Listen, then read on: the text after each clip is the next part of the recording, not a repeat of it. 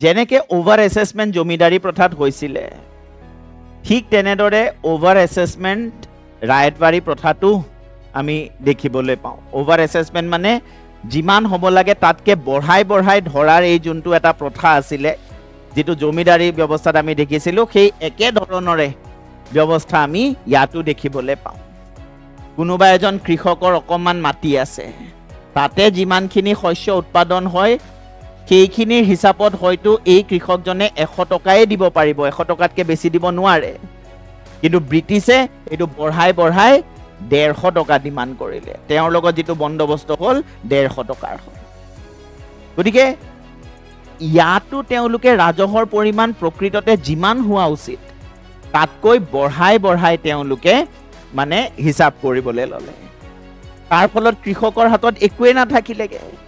দুবেলা দুমুঠি খাবলৈও নোপোৱা হ'ল তেওঁলোকে আৰু এই ধৰণে যেতিয়া ৰাজহৰ অত্যাধিক হাৰ নিৰ্দিষ্ট কৰা হ'ল ধাৰ্য কৰা হ'ল তাৰ ফলত কৃষি কাৰ্য কাৰো কাৰণে আৰু লাভজনক হৈ নাথাকিল কৃষি কৰি কাৰোৰে একো মানে লাভ নোহোৱা হ'ল গতিকে মানুহে লাহে লাহে খেতি বাতি কৰা বাদেই দিলে কাৰণ তাৰ পৰা তেওঁলোকৰ জীৱন নিৰ্বাহ কৰাও সম্ভৱ হৈ থকা নাছিলে যেহেতু 100 টকাৰ জেগাত তেওঁলোকৰ পৰা 150 টকা 200 টকা ডিমান্ড কৰিবলৈ আৰম্ভ কৰিলে ঠিক আছে গতিকে